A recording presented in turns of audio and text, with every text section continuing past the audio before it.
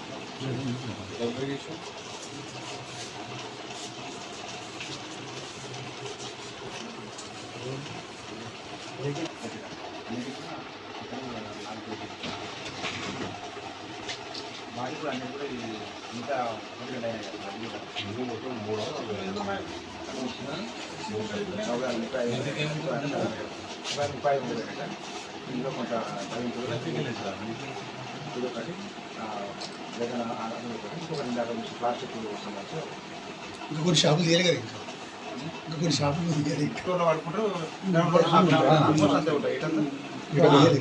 అట్లా ఉంటాయి కదా,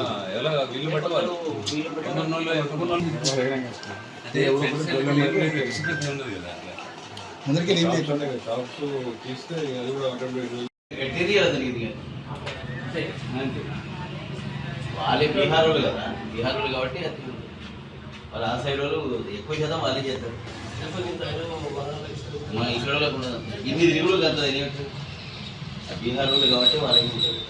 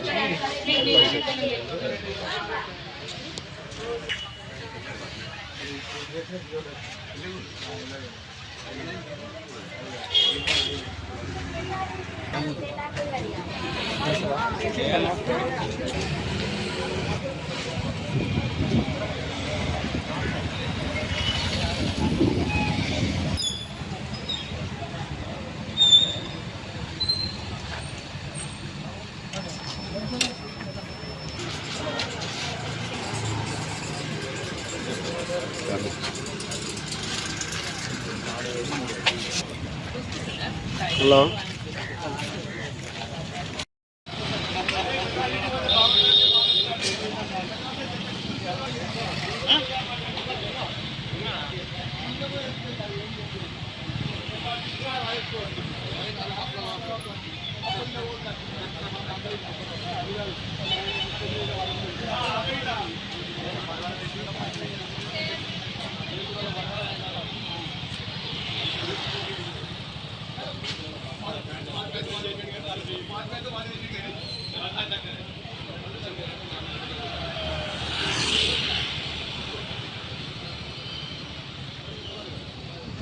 నిన్న బీహార్ వాళ్ళు మా దగ్గర పనిచేసిండ్రు.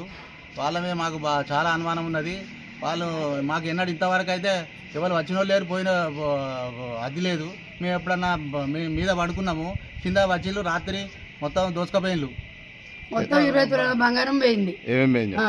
నల్లబూసలు దంగండాలు, ఉంగరాలు, గొలుసు, చైను ఉంగరం కూడా అన్ని పోయినాయి. మా 20 తులాల బంగారం అయితే పోయింది. అన్ని ఉంగరాలు, చైను, నల్లబూసల దండలు, నా మనమంది 2 చైన్లు ఉన్నాయి. ఇవన్నీ పోయినాయి సార్. మరి ఏదైనా న్యాయాలు చేయాలి మాకు. మాకు ఇంట్లో ఒక రూపాయి లేదు, ఒక రూపాయి చూడలేదు, పైసలు లేవు పక్కన. నాలుగైదు చీరలు చూద్దా, కొత్త కొత్త చీరలు చూస్తే ఎత్తుకుపోయిండు వాడు.